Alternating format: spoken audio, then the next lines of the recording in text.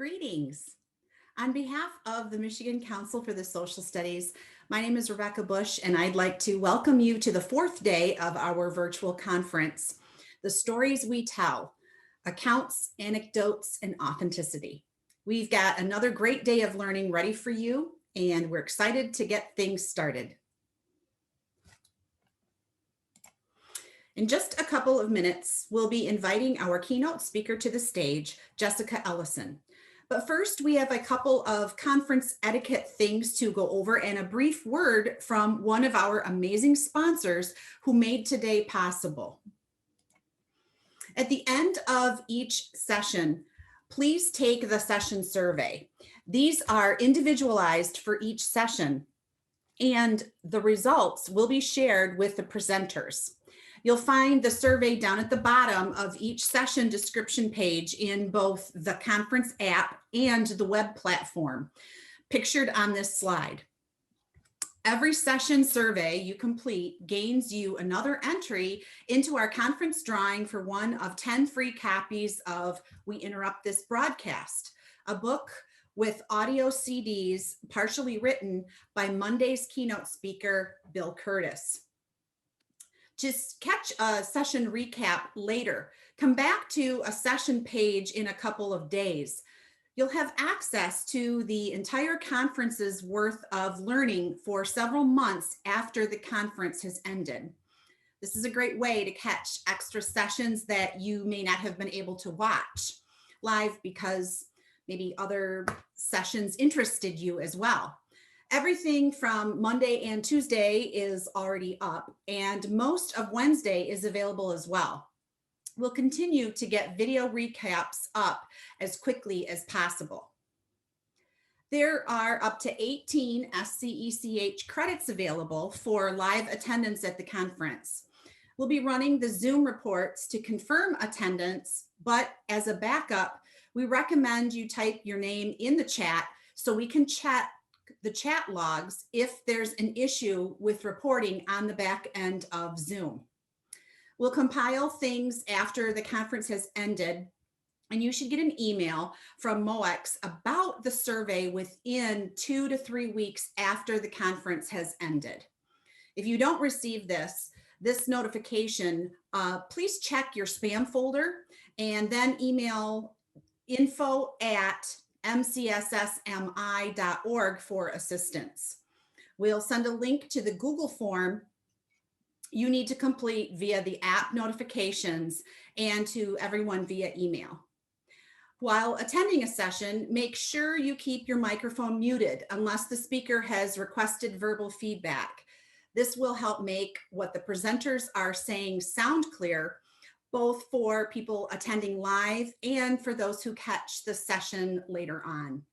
You're also welcome to use the chat feature in Zoom to ask questions of your presenter and to communicate with your fellow conference attendees.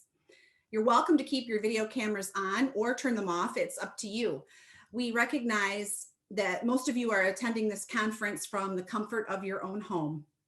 If pets, children, or your spouse interrupt your viewing of our sessions, smile and shake it off. It's old hat at this point, and we're all used to it. If at any point you're having trouble with the conference app or the web platform, shoot a quick email to Dave Johnson. The best email to reach him is going to be djohnson@mcssmi.org. He'll do his best to get you back up and running as soon as possible. Tomorrow night, during our keynote time, we'll be having a happy hour. So join us and relax and chat with your colleagues and just have an open forum to get anything you need to get off your chest. The happy hour starts at 4:30 and we will go until 5:30. This conference would not be possible without the help and support of our amazing sponsors. By sponsoring the conference, our exhibitors have helped offset some of the costs of running an event like this one. You can visit all of them in the virtual exhibit hall anytime during the conference itself. Many of them have set up appointment hours so that you can meet with them, and they will be able to share a lot of the valuable info about both the products and the services that they provide. Today's conference sessions are sponsored by Mid-American Global Education Council. I'd like to turn things over now to Stephen Pontoni for a brief word from our sponsor. Thanks, Rebecca, and thanks, Dave, for letting us be a part of it. I am Steve Pontoni. I'm the Executive Director of the that's my real job, the Mid-American Global Education Council. We host 3 model United Nations conferences a year in Michigan for high school students. We use the United Nations as a model. Delegates represent countries. They get to dress up and come to a hotel for a few days under normal circumstances. It's a great time. We've been doing this. We started in 1991. We're run by adult volunteers and college students. We're one of the few organizations that does this kind of work that isn't run by a college. And so we take the safety of your students and the product very seriously that we're providing for your students and delegates. One of our real founding, we were founded by teachers and especially social studies teachers. So we really understand the challenges that you all are going through. We try to adjust our model to fit current standards. It is a great way to get students to write, to do research, for public speaking, and problem solving and diplomacy. So if you want more information, visit us at www.maymanonline.com. We're doing a virtual conference in a week, so we'll see how that goes. It's going to be an interesting experience. Hopefully next school year, we're all back in person, and we'll be in Lansing in December, Kalamazoo in March, and maybe Toledo or somewhere in May of next year. So again, thank you guys for all you do. I know it's been an immensely challenging year. Really appreciate the hard work you've all put in. And if there's any questions, please feel free to reach out to us through our website. Thanks again, Dave, and enjoy the rest of your session.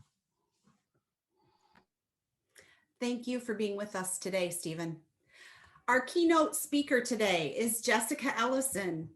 Jessica is a teacher educator at the Minnesota Historical Society. For the past 16 years, she has created professional development and curriculum materials for K-12 social studies teachers with a focus on the power of primary sources. And Dave, I'm going off script here because I want to share that I've had the honor and privilege to work with Jessica on the Teaching Primary Sources grant that MCSS has been running this year. She has been a pivotal person to keep things running smoothly. And I think you're going to see through her presentation today just how she makes that magic happen. She currently serves as the president of the Minnesota Council for the Social Studies and regularly presents locally and nationally about culturally relevant pedagogy and primary sources. She serves on her local school board and has 4 kids, ages 13, 11, 9, and 7, with her husband, Matt. And with that, I'll turn things over to you, Jessica. Good afternoon, and thanks for being with us today. Thank you so much, Becky. Hello, everyone. I'm so glad to be with you here today. I am going to share my screen, and we are going to get started. So thank you, Becky, for that introduction. I really appreciate that. I am calling in today from White Bear Lake, Minnesota, which is northeast of St. Paul. I am calling from the ancestral homeland of the Dakota people, and I am thrilled to be here with all of my friends from Michigan. I also want to start with a story, because this is what we're talking about with this whole conference, is the stories we tell. And the story that I'm going to start with is a way to ground us in the meat of what we're going to discuss today. In January of 1994, I was a 9th grade student participating in National History Day. And many of you might have History Day students in your own classrooms. And I was doing a project on the Civil War. And if you've ever taught History Day, you know that picking the Civil War is is a terrible idea. You have to really focus. And so I went to the archives at the Minnesota Historical Society, and I was doing some research. And I found in my research a box of letters from a soldier who marched with Sherman from Atlanta to the sea. And this is something that I knew about before. I mean, that was a pretty big event in history. And so I was reading more about him. And as I was reading the letters to his wife back home in Minnesota, I realized that he was from my hometown. And for me, that was the moment the light bulb went off and everything started to make sense. When I could think about this individual who is part of a transformative event during an event we all know about, but he walked where I walk. And that realization has shaped me as a professional and shaped me as a historian and an educator for the last, 27 years since History Day. And so I start with that story because as we think about what is important for our students to know about history, it's important that they know that history is full of humans like them. And it's important they know that there are relevant pieces of the past that can connect them to the present. So I am thrilled to be here with you today and to talk more about stories and the emotions behind them. So let's start with a primary source. So if you feel so inclined, in the chat, just tell me what you see. Just observe this image and tell me what it is that you see. So I see siblings with a ball. Yes, sisters. Ooh, very old. We've got some inferences here. Two siblings playing, family. Ooh, more inferences. I love it. Wealthy children in dress shoes, old-fashioned clothings. I love that so many of you are commenting on their socioeconomic status. I think that's really important, the way that we're able to kind of infer that and pull it. Oh, we've got black and white picture, right? They're looking at different items. Wire fence, so a farm. Okay. Yes.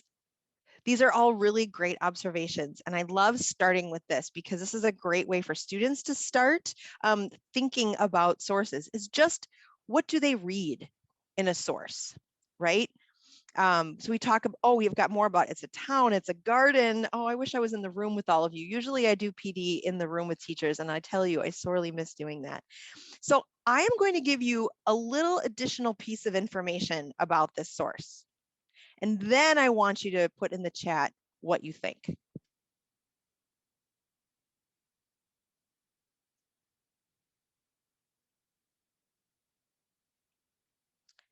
So now what do you think? I just gave you a tiny bit of additional information. If you can see at the top, it says Louis and Lola, Titanic survivors. So we've got orphans, 1912. Oh, definitely wealthy. The steerage didn't survive. And again, wealthy. So when we first looked at this image, they looked like these really well cared for children. You know, they each have a toy. They look really clean. And, you know, there was just this sense of they're just kids. But the minute we bring in more about their individual story, it immediately shifts to how we think about this image and about the lives of these two children. So I'm going to tell you even more about this story, though. So these are actually two brothers, and they are 4 and 2. And here's the story.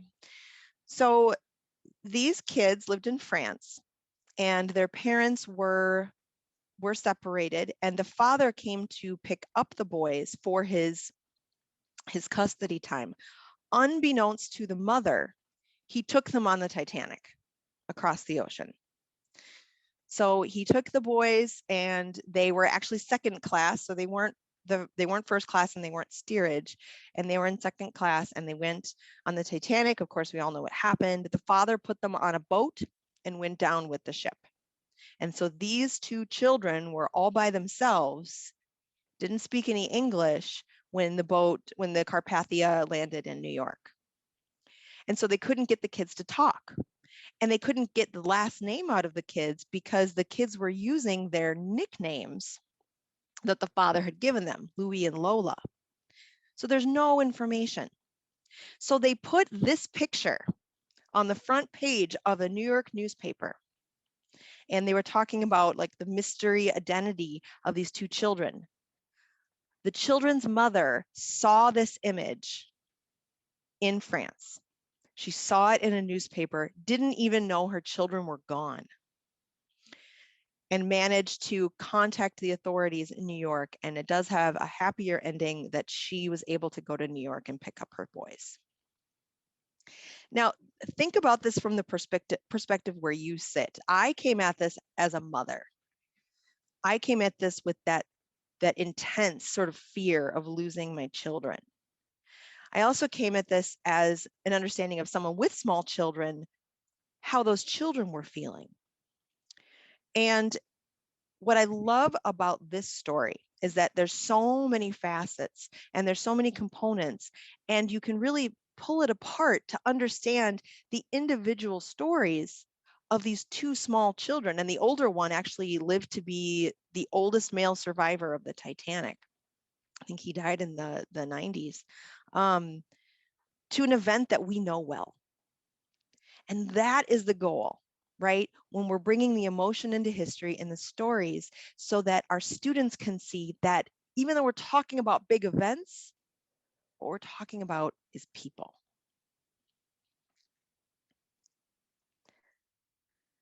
So here's kind of a grounding statement to get us started. That people populate the past. So let their stories both anchor and lift your history instruction.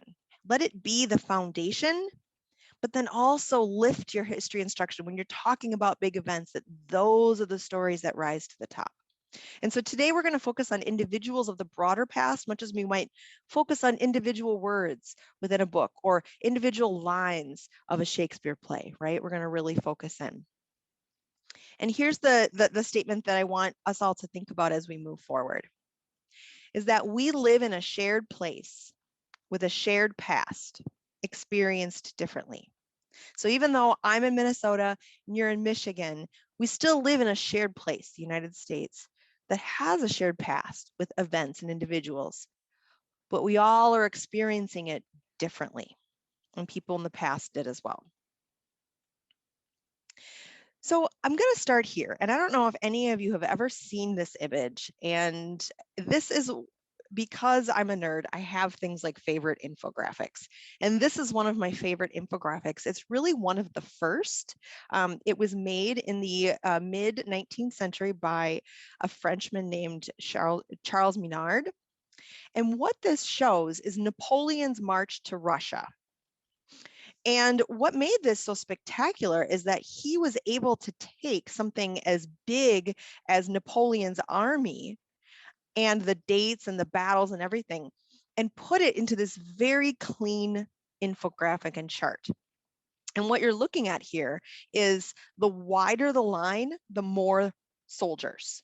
So over on the far left, where you see the pink line is the widest, that's when they started their march to Russia. And as you can see, as they're marching, the line gets thinner, and then it kind of branches off in places where a group of soldiers would go elsewhere and then rejoin, right?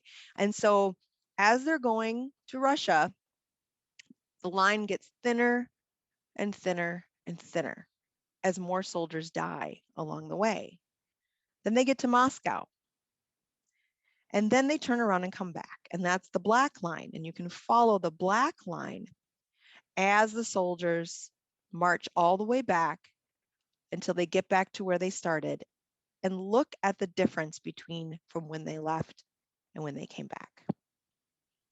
It's a really powerful graphic because it can really show the breadth of this event, and it shows human loss in a way that's really, it's data driven and statistical, but it is kind of startling when you look at it. And I love to use this graphic to talk about kind of the big picture of history. But what we need to remember is that as the line gets smaller, those are human beings who are dying and who are or falling behind, right? And this graph always helps me kind of focus on what are the other big numbers that we look at in history. As historians, as educators, what are the big numbers? And it's things like you see on the screen here. 4 million enslaved people in the United States. 6 million Jews murdered in the Holocaust. 600,000 people killed in the Civil War. 6 million African Americans moving north in the Great Migration. 1 million Russians died in gulags. 12 million immigrants came through Ellis Island. And now the one that's really upon us and in our hearts these days, 500,000 Americans die of COVID-19. This is the cover of the New York Times just a couple of days ago, and every dot is an individual who died of COVID-19. And so the very top of the page is last year, beginning of the year, about this time last year, and the very bottom is today. And it made my heart stop a little bit when I saw that, because like the Menard infographic, it really shows a lot of information in one place that's really startling. But to remember that every single one of those dots is a person who had a life, who had interests, who had a family. It's a lot for us to bear. And it's a lot for us to bear who look at the past. But it really grounds us and brings us back to this idea that the past is not just sort of this some abstract blobby place where people kind of, it was all, and there were no gray areas, people just did things. That is not true, right? All of these are individuals.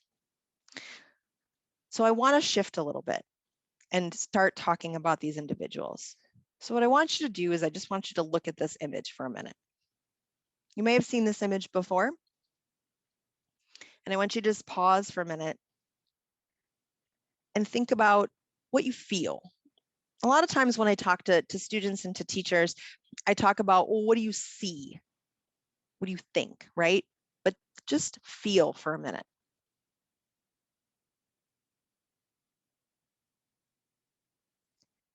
And you don't have to share in the chat,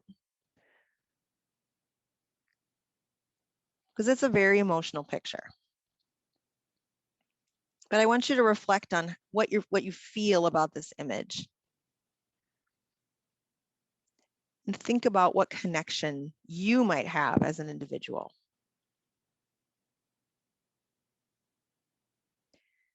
And I can give you more context about this image. Some of it you might be able to have inferred for yourself that this is during wartime.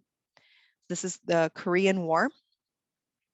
And this is a soldier comforting his friend who just saw his best friend killed in battle. Yeah, like William says, warmth and comfort and loss. And it's so compelling because grief is something that is a very human thing, right? And loss. And this image really shows individually during war how that can happen. But it also shows another part of war that I want you to focus on in the back. The gentleman with the hat on, with the helmet on in the back, is taking note of all the people that died that day.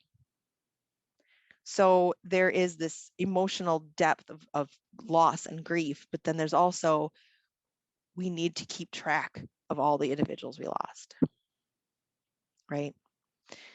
And so the reason I bring this in is that I'm a very emotional person. I bring my emotion to the table everything I do. And I think that that's important for students to be able to grapple with emotions as they are looking at the past. Because as you can see from this image, people cried and were sad.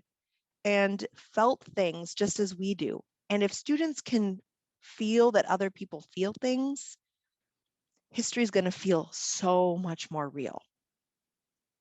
So think about that as you're looking at primary sources, like how can you get your students to whether it's internal reflection or whether it's a personal writing or a group discussion, how they feel.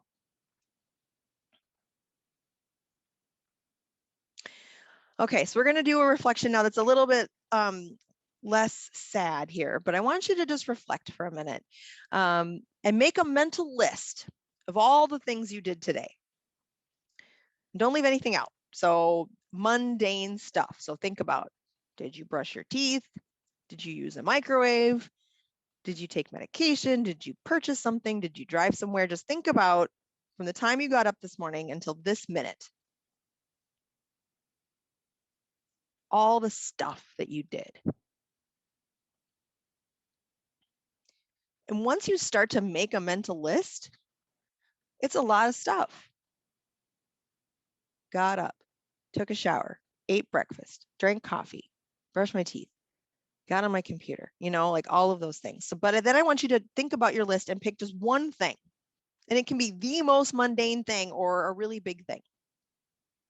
And think about why and how you did that. Here's an example. So from me. So today I filled my water bottle 4 times. I have this giant Tupperware water bottle that I just love, and I filled it 4 times. And I did it because I was thirsty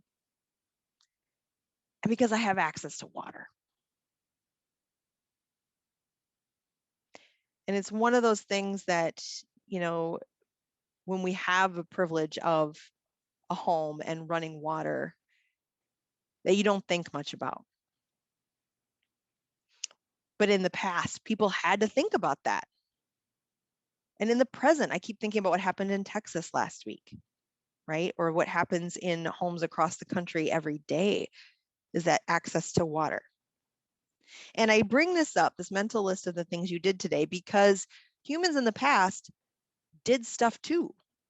They had a list of mundane and important things that they did every day as well. And by being able to connect some of the things that we do, like use a microwave, I couldn't believe it. My mom told me that there was no such thing as a microwave before I was born. I was like, how did you cook things? But if we can kind of take that context and put it in perspective, it helps us really start to think about, okay, how did these people live? Next step, now think about how you felt today. And this is tough in a pandemic, right? You probably felt all 4 of those things that are listed there: tired, joyful, numb, determined. But I want you to reflect as you think about how you felt today, how your individual emotions are impacted by both what's called the inner zone and the outer zone. So your inner zone is like your world, your household, your family, your job, your community. Your outer zone is everything else. So just think for a second about that.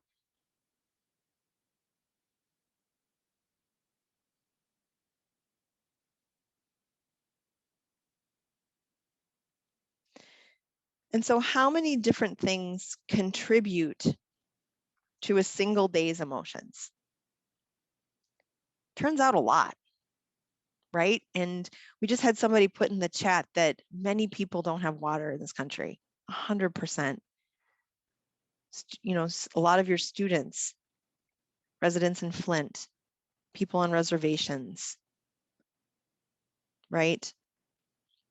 So add to that the emotions of trying to get through the day, but then also being impacted by the big things in the world. I often think about, how does someone who living where I live now, what were they thinking during the Spanish flu? Like, how are they getting by? Right?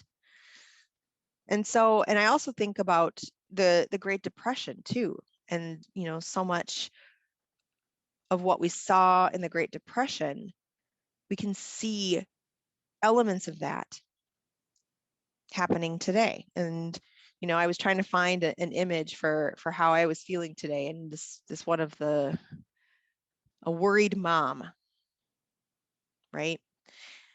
And so I think this is an important exercise, one, because we don't get a lot of time to reflect. As educators, especially this year, there's a million things, right? There's a million things going on. But if we're going to authentically talk about stories from the past, we have to start internally. And that is, examining how we fit into our world, how our emotions are impacted by the outside world, and also our biases. That we have to be able to address our biases and our prejudices, our worldview, our point of view, because we are teaching roomfuls of individuals who have very different lived experiences, who have different family situations, right? Who have different traumas. And so if we can be prepared to go in and show up as warm demanders for our students, then it's important for us to be able to reflect where we are, right? And how we can be learners going forward. So this is important for a number of reasons, because we really need to get down to that micro level of human life is across time is built up of just single days, right? And individual experiences. And every person really carries with them their own lived experiences, as well as the inherited past. I mean, the past is entirely what has built the present. Everything in our present is built on the past. And so if you've ever, fill in the blank, someone else in history could probably relate, right?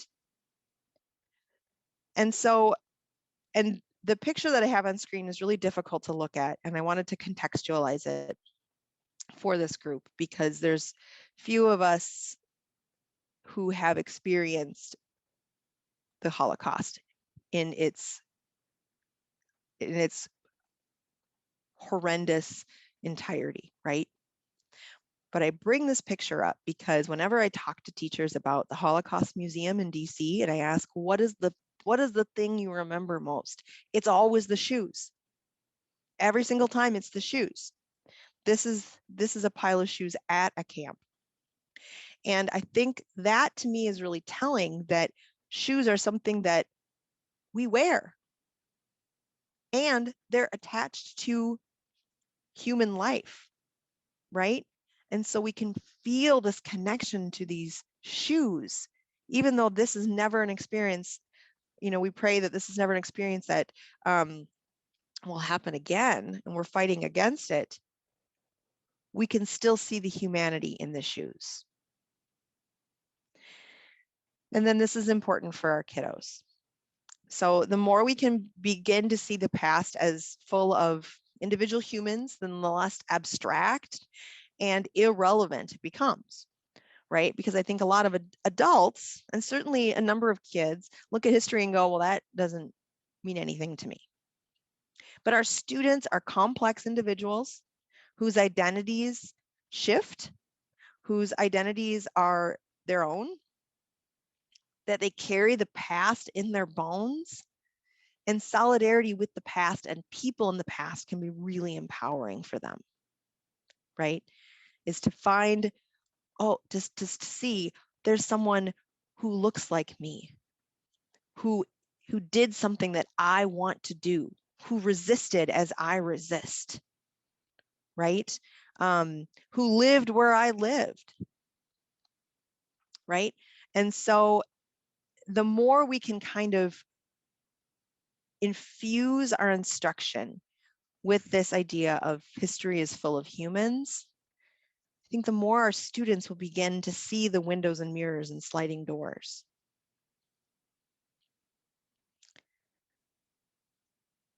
So how do we do it, right? So how do we include more of these individual narratives, in our instruction? And So I serve on the school board of my local district, and our district recently did a bunch of interviews with some of our students of color. We live in a community that's about 75% white. And so our students of color have really been speaking up and saying, here's what's happening for me in my life, in my school. And one of the students said, every year we learn about Rosa Parks, Martin Luther King, and Malcolm X. And that's it. And she said, they were great, but there were more. And that really stuck with me. If our students, our students can see that. So how do we bring these stories to them, right? So here are my tactics, the ones that I use when I am thinking about how to bring in stories. And they're one among the masses, which means that they're individuals that participated in larger events. Storytelling with the historical record. How do we take the stuff of the past, right, the records of the past, and tell a story with it? And then the two other nouns, right, because we're talking about people, places, and things. And so we're going to learn about people and then tell their stories. So we'll start here. Let me tell you a story. So in 1638, there was a man named John Tarbox who lived in St. Hippolyte's, England, which is north of London. And in the past year, he had lost his wife, his father, and all three of his children.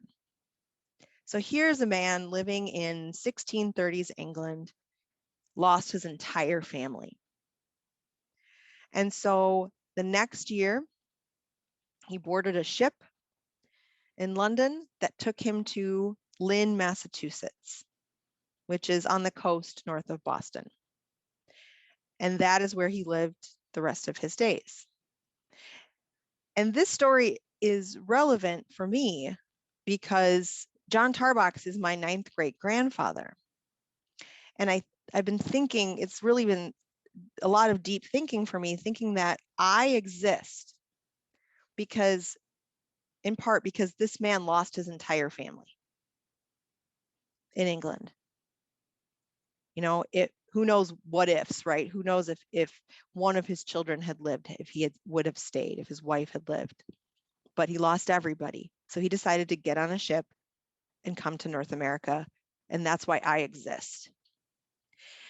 And that was I was kind of breathing hard about that sort of story. It's like, how many of those do we have in our family trees?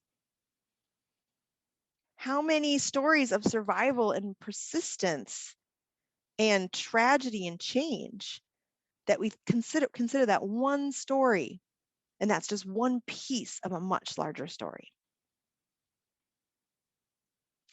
So let's start with one among the masses. So what I want you to think about here is that events, no matter what they are, include, like the list you saw earlier, thousands and millions of people.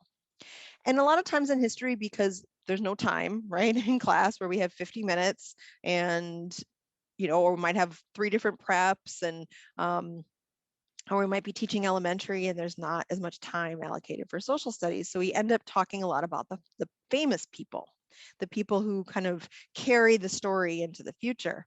But I think there's a lot of value in focusing not only on the famous people, but also people who are a little less famous, but also did remarkable things. And then definitely local people who were involved in this same topic. So here we're going to talk about escaping from slavery. And so on the left, of course, we have Harriet Tubman. And whenever I think about Harriet Tubman, I just can't get it out of my head that she was maybe the toughest person to ever live. It's so incredible to me to think that she escaped with people so many times and didn't lose anybody, all the while dealing with these blinding headaches and blackouts, right? She's famous for a reason. But I want to talk about the other 2 people on the screen here. So under less famous here, and this is a gentleman named Henry Box Brown, and you might have heard of Henry Box Brown. And he was enslaved in Virginia. And in order to escape, he decided to mail himself in the mail in a box. So working with allies in Virginia and in Philadelphia, which is where he ended up, he had himself boarded up in a box. And you can look up online, it wasn't very big. And he was in this box, cramped up, an adult male, cramped up in this box for, I believe it was something like 36 hours as the box made its way from Virginia, from Richmond to Philadelphia. And now I want you to think about the mail system in the 1850s. And it probably wasn't a very smooth ride. But this is what he was willing to do and what he did to escape, having to hold completely still, right? And so he made it. He made it to Philadelphia and had allies there to meet him, climbed out of the box into freedom. It's an incredible story. And if you ever go to Richmond, you can see they've created a memorial with a box the same size as the one that Henry Box Brown used. And I saw it, and I'm kind of a shorter person, and I was having trouble envisioning being in that box. So that's an amazing story. But then I want to talk about local people, right? And you know, Michigan, similar to Minnesota, is a northern state, outlawed slavery almost from the beginning. But as we all know, there were enslaved people living in our northern states. In Minnesota, for example, Dred and Harriet Scott lived at one of our local forts, which is the reason that there was a Dred Scott versus Sanford Supreme Court case. But this is a man who lived in Michigan. His name is Adam Crosswhite. And some of you might know this story. You might teach it to your students. But Adam Crosswhite was an enslaved man who lived in Kentucky with his family. And he and his family, through the Underground Railroad, escaped into Michigan. I believe it was a city called Marshall.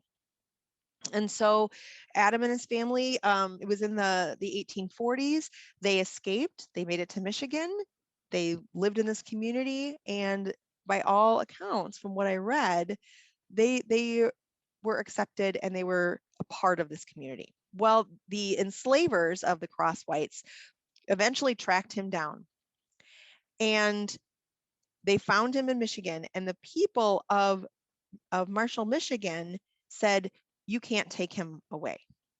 And they surrounded his house and they pushed back the Kentucky enslavers. And eventually the enslavers left, but here it's not the end of the story. The enslavers in Kentucky sued the people of Marshall, Michigan. They said, this is our property that you have prevented us from reclaiming, so you owe us $1,900. Which is, I mean, we're talking 1847 here, right? And the people of Marshall said, we'll pay it. Meanwhile, the Crosswhites, they were able to get on a train to Detroit and then into Canada. Then they eventually came back to Michigan after the Civil War. So the enslavers went back home. Well, it didn't end there. Henry Clay, who was at the time a senator from Kentucky, found out about this. And it was one of the catalysts for the passing of the Fugitive Slave Act in 1850. So think about that. Like in your state, within the borders of your state, a family escapes from slavery through the Underground Railroad. They find refuge. They are pursued. They stand up to, and the town stands up to the enslavers. The town fights back, pays the money so that they'll go away. And then this case pushes pro-slavery leaders to the Fugitive Slave Act. What an incredible story of an individual family trying to do the best for their family, but also having state and national implications. let's talk about another topic. Let's talk about suffrage. So last year was the 100th anniversary of the 19th Amendment, which granted white women the right to vote. It would take other laws and acts before Indigenous women, Asian women, and Black women could vote. I mean, there's a lot of research on this and a lot of great stories.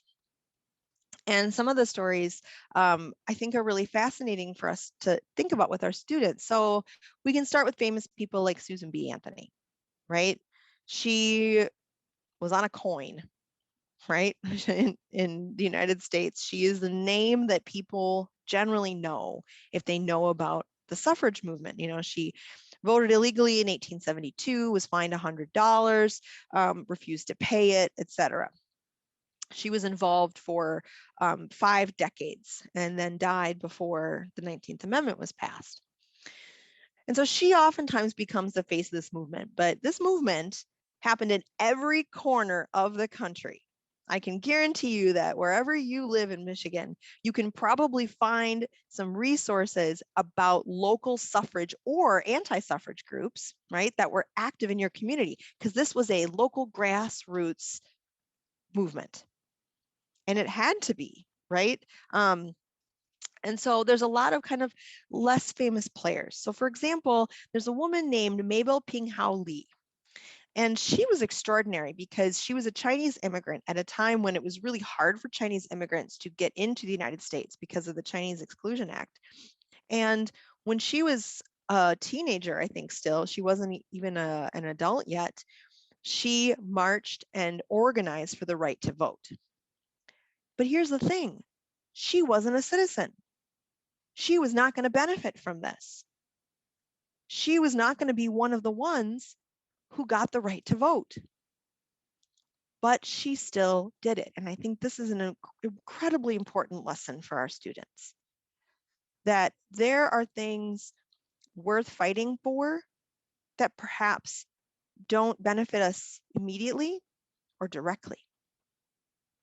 And so she was a brilliant young woman. She ended up going to Barnard and she was highly educated and continued to speak up for suffrage throughout the rest of her life. But I just think it's an incredible story about putting yourself out there for something that wouldn't necessarily help you right away. And then there's a lot of local people. Like I said, every corner of the country had a suffrage group. And so this picture shows, and I'm going to zoom in a little bit here, this woman in white in the middle, right here. Her name is Margaret Whitmore. She was from Michigan, and she took a cross-country trip to Oregon. This is her in Oregon at a rally for suffrage. Now, remember we were talking about the mail with Henry Box Brown? Think about driving, right? Driving across country in 1912. I can't even fathom what that was like, how long it took, where did they stay, how much, how was the car, etc. But she did it. And then she was actually one of the ones who was picketing the White House with Alice Paul in 1917. And she was arrested with many of the others and thrown into the Occoquan workhouse. And so if you've ever seen Iron Jawed Angels or learned about Alice Paul, she was there. And her name was Margaret Whitmore. And everything in here in this presentation, which you will get access to, is linked. So you'll be able to click on all of these photos and get to more information about all of these folks.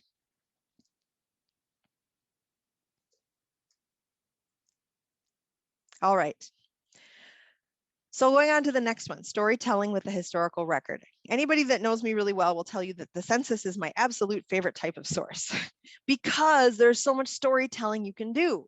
So here's one line from the 1900 census in Minneapolis, one line, but here's what we can learn about this woman. Okay, so we can learn her name, the fact that she was a Black female. She was born in 1853. She's a widow. She was the mother of 6 and none were living. She was born in Missouri. She didn't know where her father was born. and her mother was born in Kentucky. All of that we learn about Mary. Mary disappears from the record after this. I have not been able to find her in any of the Minnesota Historical Society records. And so what is important about this is that we can look at Mary's story and make some inferences.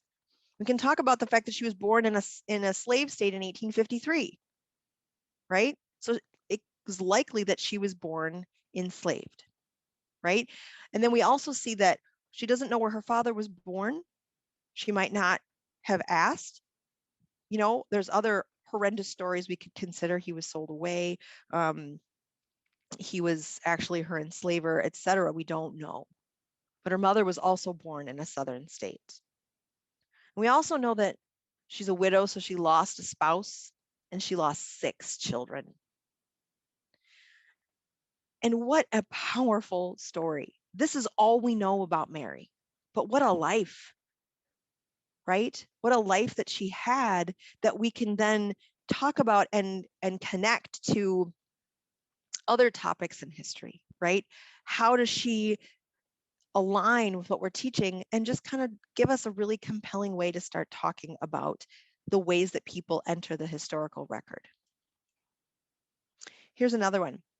Jesse Owens, as you might know, famous individual who was a track star who won 4 gold medals in the Hitler Olympics, right, in Berlin in 1936, then came home and faced discrimination in Ohio because he was African American. So what I think is interesting to do is to look at Jesse Owens' family, but also take a look at all of his neighbors. So here he is in Cleveland in 1940. If you look at where the people were born, this is direct evidence of the Great Migration. So all of the people who were adults in his community were born in the South, including here Jesse and his wife were both born in the South, and his wife's mother. All of the kids are born in Ohio. So you can use this as a way to talk about the Great Migration by also including this story of this famous runner. And one more, Thomas Jefferson, top line. This is before anybody else's names were on the census except for the head of house.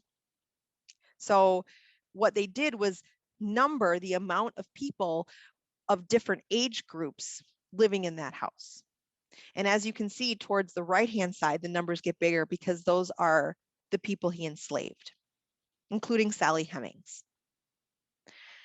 And so this is even more complex to talk about, the fact that all of those numbers are individuals. Now, I only have a couple minutes left and I want to kind of get through my last couple of slides here before I finish. Let's get into the other 2 nouns, the places and things. So 3 years ago, I brought a bunch of teachers to Jamestown, Virginia. We were doing a program on civil rights and we ended here. And this picture shows, if you look straight out into the Chesapeake or the Jamestown River, this is the place that the ship of the first enslaved Africans landed in 1619. So if you know anything about the 1619 project, this is where the ship landed. And being in that place really struck me. I'm a white person. I'm trying to learn and be, more educated about historical trauma and about these stories. And this one really kind of hit at the heart of what we do as historians. This is where these individuals landed, right? And so we can think about place like that, like historical events leave an imprint on the places where it happened. And so how do we bring that emotion and try to think about those individuals walking off that ship along this path, not knowing where they were, thinking about who they left behind, and then how they survived. And then, we're thinking about the things involved with history. These are the remains of 17th century corn cobs. And they were also found in Jamestown. And I think that's a really great way to connect with students too, and think about people ate these corn cobs. right? And so people interacted with these corn cobs that we then found almost 400 years later at a time when we still eat corn. You know, it doesn't have to be rocket science in order to be powerful. A couple more examples. I really love keys.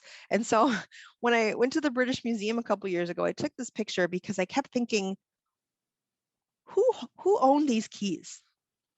Which house did they go to, or building, or business? You know, it seems like a trifling thing, but everything that that is an object of material culture, a person handled.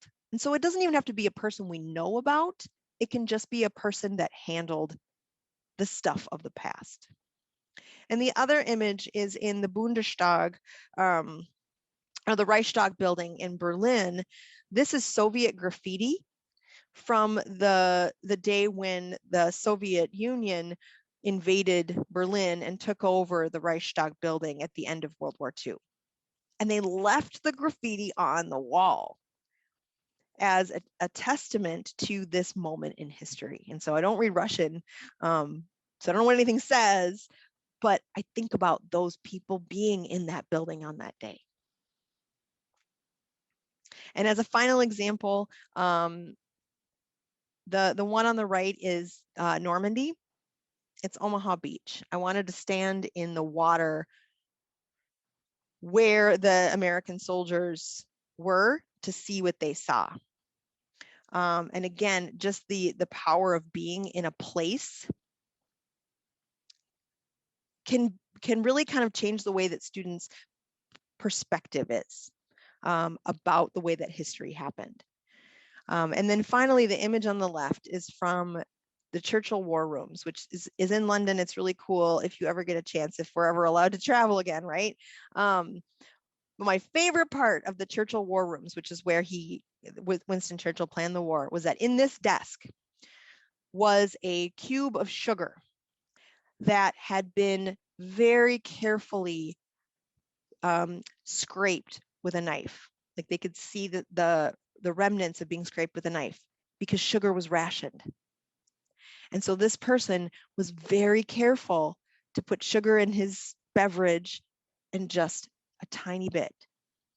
And so it's a story of rationing. It's a story of the mundane, drinking your coffee or your tea, but it's also a story of what people leave behind. So where do we go from here? My advice to you is to find the stories, is to be a storyteller. Think about who walked here, who interacted with this object. What was someone in my place experiencing at another time? Who were those individuals that comprise the data sets?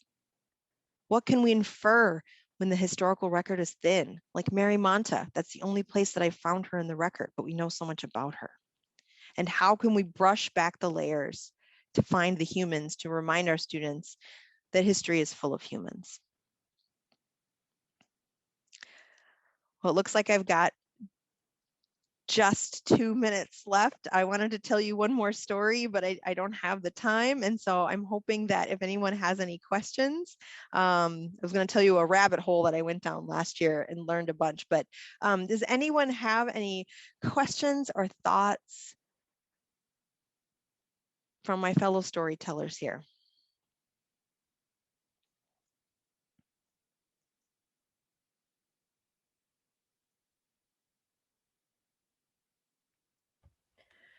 Jessica, I have a question for you. Sure. Where's your favorite place to go to find stories? Like when you are thinking of a unit, for example, what's your process? That's such a good question. And so generally I start in places where I can find the secondary research first, and then I start digging into the historical record. So for example, Mabel Pinghao Li, the young Chinese woman, I found her story on the National Women's History Museum website because I was looking for suffragettes. And so I found her, and then I started digging into newspapers on chronicling America, which is through the Library of Congress, to see what else I could find. I always go to the census records. Always. Like if I have a name and any other information, I go into the census records. Because then if I have just enough secondary information, then I can start going into those types of textual records. We are going to get kicked out. So okay. I need to end our session, but we'd like to thank you once again, Jessica, for your time today. And we're going to head into break so that people have time to get to their next session. Enjoy the stories we tell and have a great conference experience. Thank you for all you do, teachers. Thank you so much.